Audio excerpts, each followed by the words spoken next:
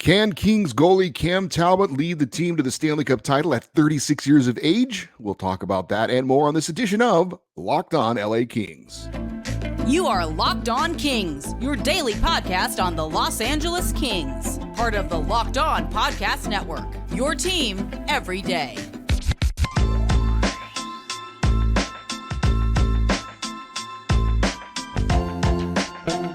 Hey, Kings fans, welcome to Locked On LA Kings, part of the Locked On Podcast Network, your team every day. Thanks for making Locked On LA Kings your first listen every day. We are free and available wherever you get your podcasts. We would love for you to leave us a positive comment on Apple Podcasts if you're a fan of the show.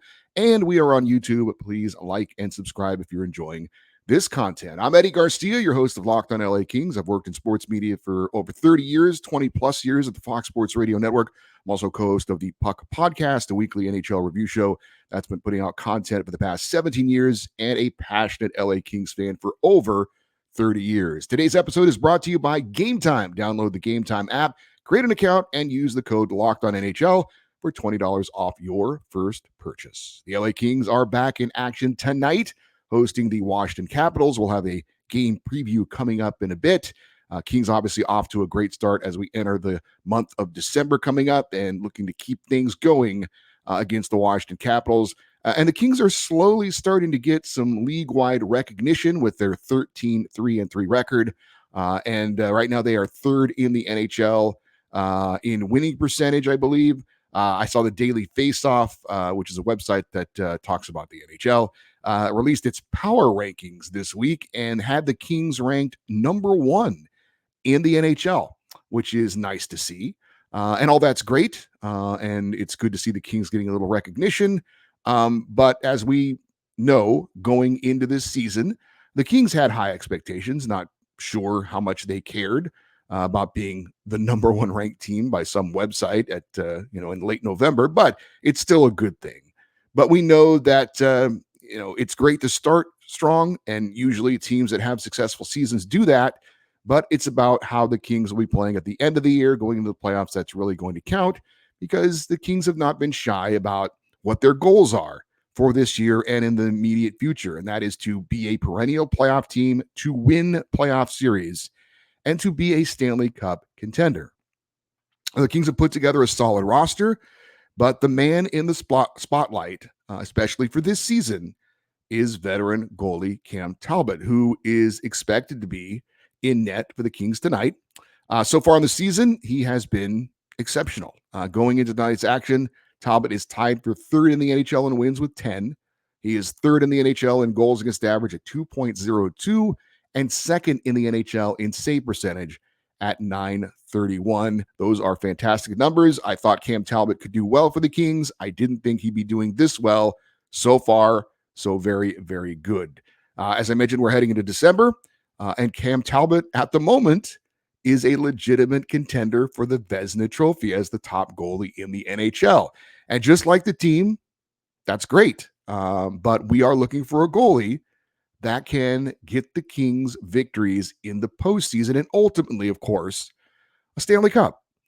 Can Cam Talbot, at 36 years of age, play a significant number of games at a high level to put the Kings in a position to be a Stanley Cup contender, to win a Stanley Cup? And by the way, Cam is the third oldest active goalie in the NHL right now. Marc-Andre Fleury of the Minnesota Wild at 39 years old is the oldest, and the second oldest, Jonathan Quick of the New York Rangers at 37. And by the way, thank God Cam Talbot is playing as well as he is, because Jonathan Quick's doing really, really well in New York. Good for him. I'm happy for him now that he's not in the Western Conference anymore. But can you imagine if Cam Talbot was struggling, all of the people bitching about the Kings letting Jonathan Quick go? I'm glad we're not. I'm glad we're not in that discussion. Good for Jonathan Quick. Great job with the Rangers. Cam Talbot, he has played in 14 games this season. 13 of them have been starts, and he is projected to start 59 games this season, again at the age of 36. So I did a little research, went back the last 25 years in the NHL and looked to see if there were any goalies at similar age who played the majority of their team's games that went on to backstop those teams to Stanley Cup titles. So here's what I found. It has happened a few times. Again, last 25 years. Let's go back to the 2000-2001 season. A 35-year-old goalie, so a year younger than Cam Talbot, played in 62 regular season games. He won 40 of them. Went on to play 23 playoff games and obviously posted 16 wins. That's the number of wins you need to win the Stanley Cup. That goaltender was Patrick Waugh with the Colorado Avalanche. They beat the New Jersey Devils in 7 games for the Stanley Cup back in 2000-2001. The very next season, 2001-2002, a 37-year-old goalie, so a goalie a year older than Cam Talbot, played in 65 regular season games, posted 41 wins, went on to play 23 playoff games, won 16 of them. That goaltender, Dominik Hasek, leading the Detroit Red Wings to a Stanley Cup win in 5 games over the Carolina Hurricanes. And the most recent example of an older goalie playing the majority of his team's games and winning a Stanley Cup was in the 2010-11 season. This goaltender, like Cam Talbot, 36 years old at the time. He started 57 games in the regular season, posted 35 wins, went on to play all 25 games in the playoffs, posted 16 wins. That goalie, Tim Thomas of the Boston Bruins, who went on to beat the Vancouver Canucks in a 7-game series for the Stanley Cup. So the good news is it is certainly possible for a 36-year-old goalie to play a significant number of games in the regular season and play in the majority of the playoff games and win a Stanley Cup. We've had examples of that in the last 25 years. That said, now those three guys that have done it in the past 25 years are either in the Hall of Fame or is a Hall of Fame candidate. Tim Thomas, some believe that he is a Hall of Fame goalie, certainly is not in yet, but Dominik Hasek and Patrick Waugh certainly are in. Now, I don't think Cam Talbot, regardless of what he does, win a Vezina Trophy this year, win a Conn Smythe, win a Stanley Cup, all that, would that be enough to get him into the Hall of Fame? Probably not, although we'd love to see it, and people can debate that. But Cam Talbot probably not going to be in the discussion like those 3 goalies are. But again, we have seen examples of an old goalie, older, in his mid to later 30s, playing a significant number of games and winning a Stanley Cup. Now, has Cam Talbot done that in his career? Obviously, he's not won the Stanley Cup, but has he carried the load, played a lot of games during his career? Because he's been around. You could call him a journeyman goalie. But he has, played significant number of games in his past. Let's go back to the 2016-17 season. Cam Talbot was 29 years old at the time. He started 73 games for the Edmonton Oilers. That was the most starts of any goalie in the NHL. Posted 42 wins that season. And then the very next season, in 2017-18, a 30-year-old Cam Talbot started 67 games and posted 31 wins. And those were, for the Oilers, under head coach Todd McClellan. So McClellan knows from his past that Cam Talbot is a guy that can carry the load. But of course, he is 6 years older than he was back then. But there was a recent season for Cam Talbot where he played a significant number of games and did very well. That was just 2 years ago, 2021-22. I mentioned this when the Kings decided to bring Cam Talbot in, that he has done well in the recent past. That was with the Minnesota Wild. Talbot was 34 years old. He had 49 starts, had 32 wins. Now, unfortunately for Cam, he never got a chance to show what he could do in the playoffs because the Wild went on to pick up veteran goalie Marc-Andre Fleury at the trade deadline. They obviously didn't believe in Cam Talbot. He only started 1 playoff game, and the Wild were out in the first round of the playoffs. So obviously that move didn't work out. Not saying that it would have been any different had Talbot played, but we'll never know. Talbot demanded a trade out of Minnesota, went to Ottawa last year, didn't work out for him, both team-wise and personally, with some injury issues. Not a great year. Now he finds himself in LA, rejuvenated, playing for a very good team, and a second chance to show that he can get the job done during the regular season and hopefully get a chance to show what he can do in the playoffs. So that is a look at Cam Talbot at his age. Is it possible that he can do what the Kings ultimately would like to do? I think the answer is yes. We've seen recent examples. Again, those goalies did have much better resumes than Cam Talbot, but I don't think what he's doing is a fluke. I think this is the type of Cam Talbot we can see For the rest of the season, of course, if you're a little bit older, that means that your body may not be in a spot where you're able to take the wear and tear. But we saw Tim Thomas, Patrick Waugh, Dominic Hasek, those guys all be able to do it at that age. And hopefully we can see Cam Talbot do it as well. So it is possible for a goalie at 36 years of age to play the majority of games for their team and ultimately win a Stanley Cup. We have seen some examples of that. And hopefully Cam Talbot can keep it going tonight against the Washington Capitals. Coming up next, we're going to take a look at the LA Kings by the numbers. That is next here on Locked On LA Kings, your team every day. Passion, drive, and patience. What brings home the winning trophy is also what keeps your ride or die alive. eBay Motors has everything you need to maintain your vehicle and level up to peak performance. From superchargers, roof racks, exhaust kits, LED headlights, and more. Whether you're into speed, power, or style, eBay Motors has got you covered. With over 122 million parts for your number one ride or die, you will always find exactly what you're looking for. And with eBay's guaranteed fit, your part is guaranteed to fit your ride every time or your money back. Because with eBay Motors, you're burning rubber, not cash. With all the parts you need at the prices you want, it is easy to turn your car into the MVP and bring home that win. Keep your ride or die alive at ebaymotors.com. Eligible items only. Exclusions apply. eBay's guaranteed fit available only to U.S. customers. Locked On has launched the first ever national sports 24/7 streaming channel on YouTube. Locked On Sports Today is here for you 24/7, covering the top sports stories of the day with local experts on Locked On, plus our national shows covering every league. Go to Locked On Sports Today on YouTube and subscribe to the first ever national sports 24/7 streaming channel. So I don't know that I've ever admitted this to you guys, but numbers are not my friend, which is not great when you work in sports for a living. Stats, scores, all those involve numbers. But I've learned to coexist with numbers, but I do have to concentrate on it a bit more. Okay, so the other day, the Kings sent out a post-game press release after the Montreal game that said the Kings were 10-0-1 on the season when scoring the first goal. But I did the number crunching, such as it is, and I had the Kings at 11-0-1 this season when scoring first. But I've always been terrible at math.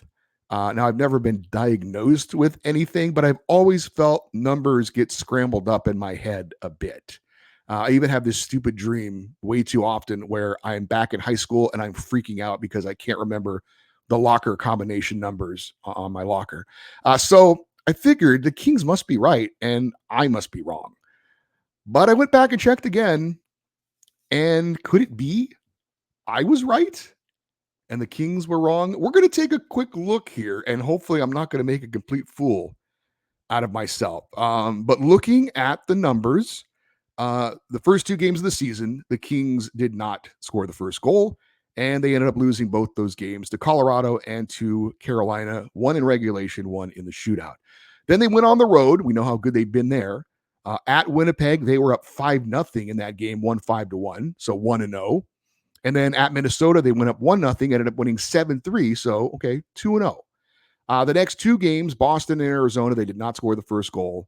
Actually, the next three games, Boston, Arizona, and Arizona, didn't score the first goal.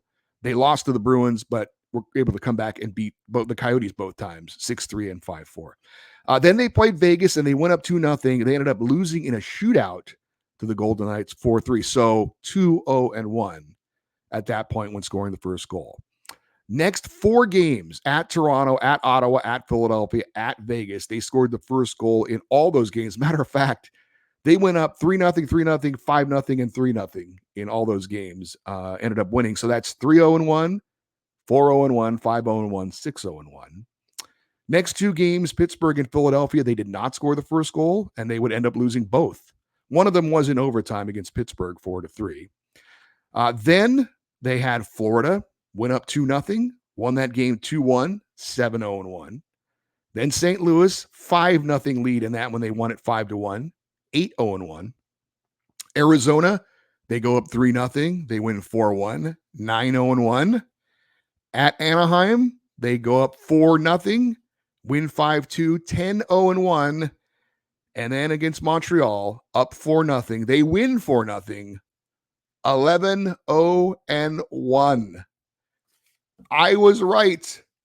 And the Kings were wrong. The Kings are 11-0-1 when scoring the first goal. At least I just did the math. I did it with you, right? I'm right on this one.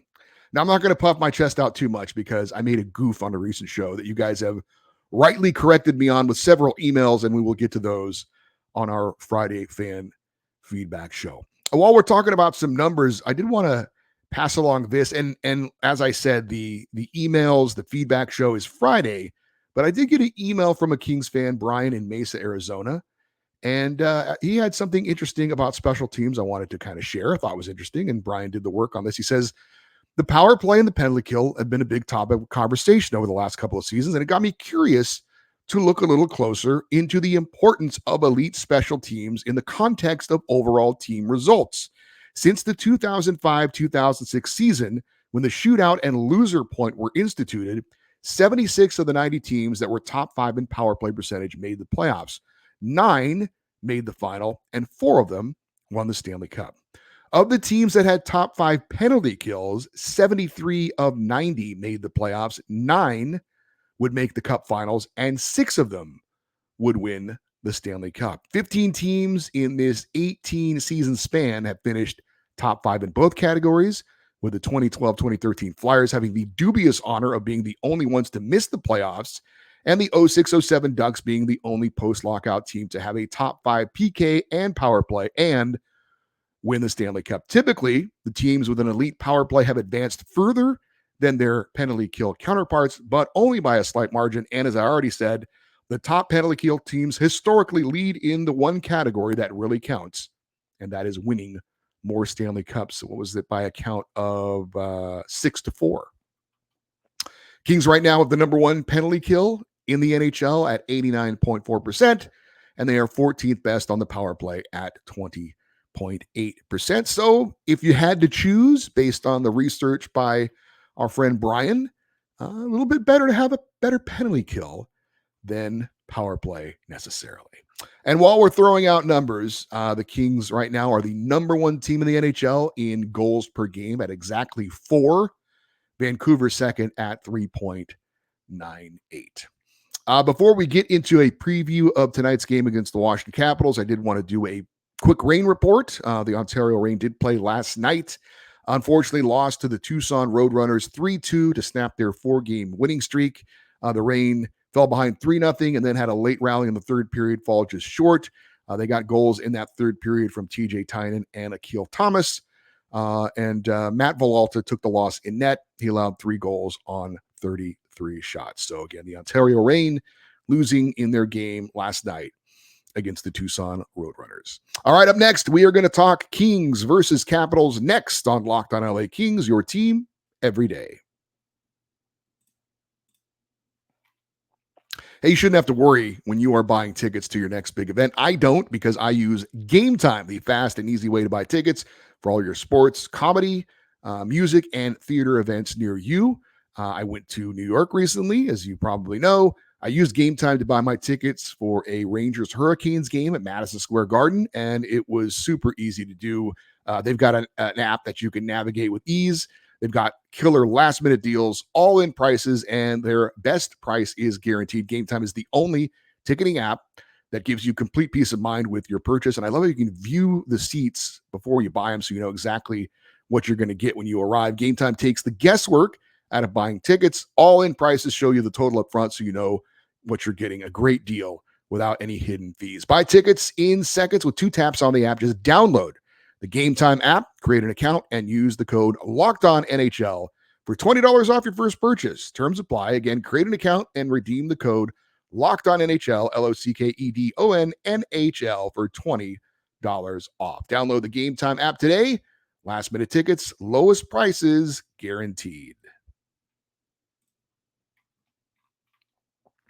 The LA Kings face the Washington Capitals tonight, 7:30 p.m. Pacific time. Catch every moment of the hometown broadcast of your LA Kings with SiriusXM on the SXM app. Just search LA Kings.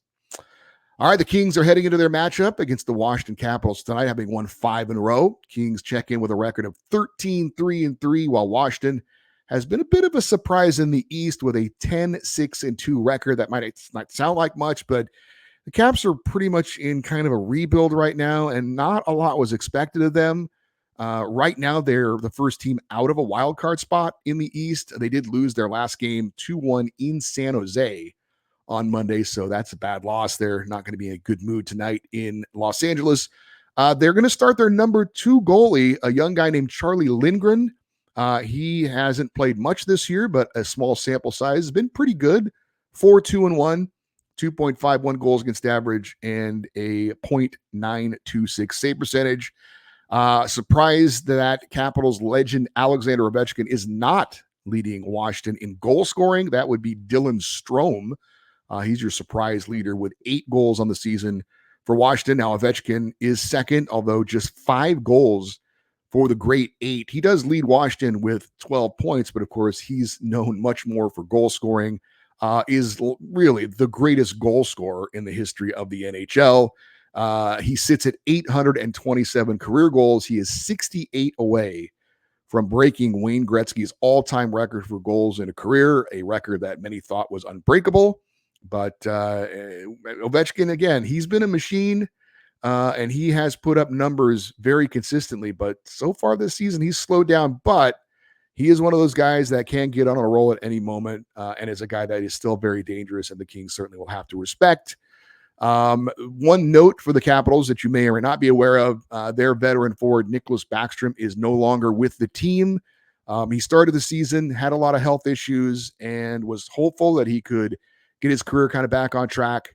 But unfortunately, he has stepped away from the team because of health issues, and it looks like he's probably not going to play again. He hasn't officially announced his retirement, but clearly having an older player having a lot of health issues, and at this point, it's kind of just not worth it for him. He's had a great career, a future Hall of Famer, but Nicklas Backstrom not with the Capitals, and probably not going to be with them again, barring some unforeseen event. Another player for the Capitals that Kings fans will have to keep an eye on would be Tom Wilson. He's not exactly Matthew Tkachuk, but he's a big, physical, strong player, likes to mix it up, crosses the line on occasion.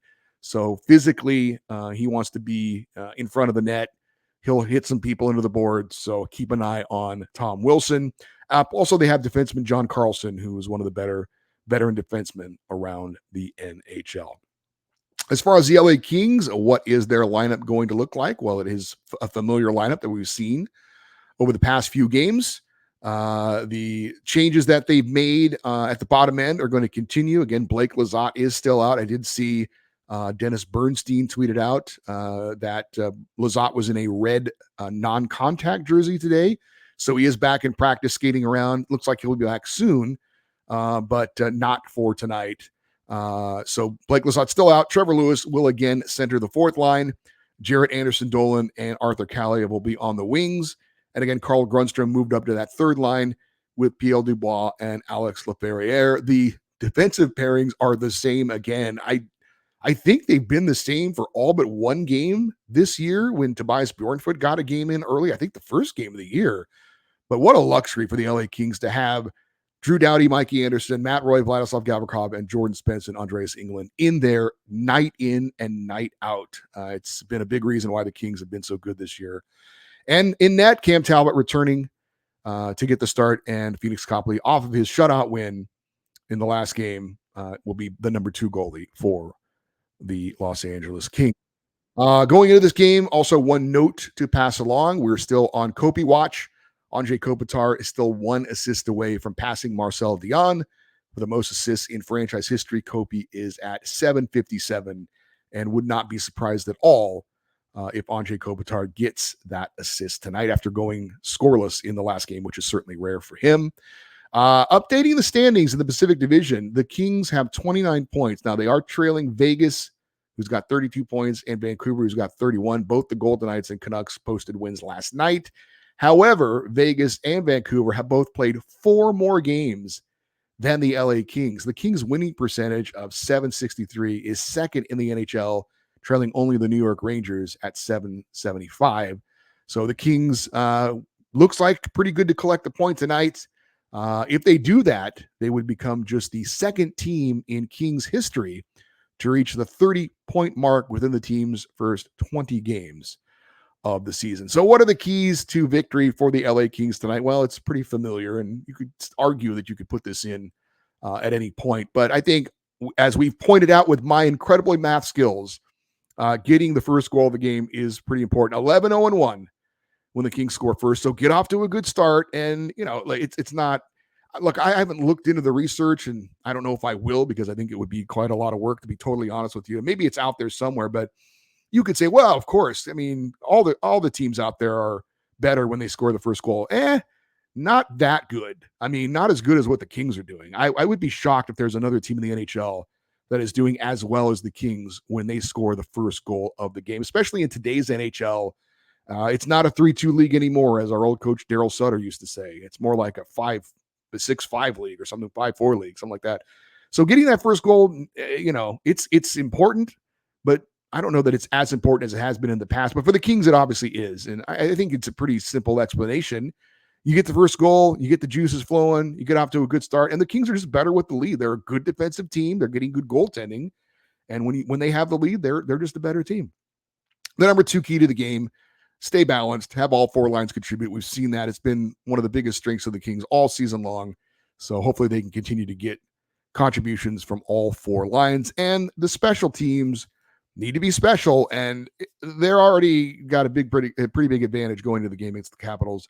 There is no worse team in the entire National Hockey League on the power play than the Washington Capitals. 5.7% are the Capitals on the power play. That is putrid. With Alexander Ovechkin on your power play, that is shockingly awful. And for the Capitals, they are bottom half of the league in the penalty kill as well. So going into it, the Kings have a huge advantage on paper on special teams. So hopefully that will continue coming up tonight against the Capitals. Real quick before we go, I did want to throw this out there because I thought it was interesting, and we'll talk about this more at some point. But did you see friend of the show, Russell Morgan from Hockey Royalty, retweeted something from Mike McIntyre? He is a beat reporter that covers the Winnipeg Jets. Apparently, former King Gabe Velarde is very upset with Kings forward Blake Lizotte and sounded off in the media about it. You can go check out Russell's Twitter account if you're on Twitter or X. He's at NHL Russell. But again, we'll get into it more because the Kings do play the Jets coming up in a couple of weeks in LA. So we will talk about that. But apparently Gabe Velarde believes Blake Lizotte did him dirty, and Velarde suffered the injury. Now he's about to come back, and of course Lizotte's out as well. But they should both be back on the ice together when the Kings play the Jets again. So that could be very interesting going forward. So some bad blood between a former King and a current King. It's always makes things a little bit interesting. Hey, for you everydayers, those of you that listen and watch Locked On LA Kings every day, tomorrow we will recap hopefully another Kings victory as they take on the Washington Capitals. Friday will be our usual fan feedback show. Obviously no game to recap on that Friday and no game to preview because the Kings aren't playing on Saturday. So we'll have some extra time for your emails and your YouTube comments with pretty much nothing else to talk about unless there's some breaking news. So if you ever want to send an email, it's a good time to do it. The email address, lockedoneddie@gmail.com, EDDIE. And you can also post your comments on YouTube if you're watching. And you can even post things on social media, Twitter or X, where we are at Locked On LA Kings on Instagram as well. I am Eddie Garcia. Thank you, as always, for listening and watching this episode of Locked On LA Kings, part of the Locked On Podcast Network, your team every day. Have a great rest of your day. We will talk to you tomorrow. And as always, go Kings, go.